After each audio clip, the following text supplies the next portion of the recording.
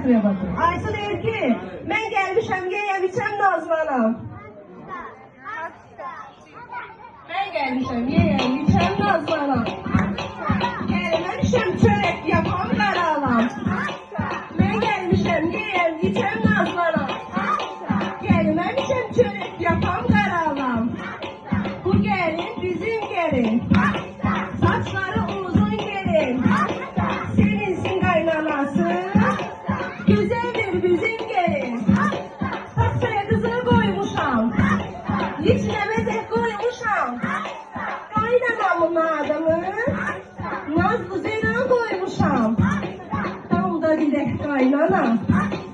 Oradan geçek kaynana. Oğlum şakala kalır.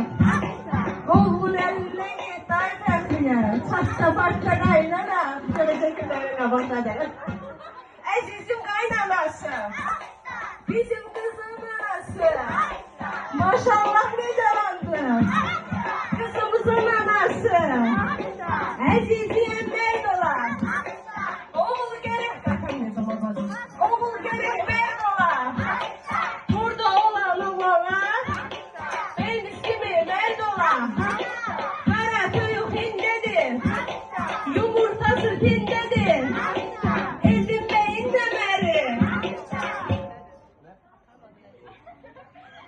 Elin beyin demeri. Oruçları cibindedir.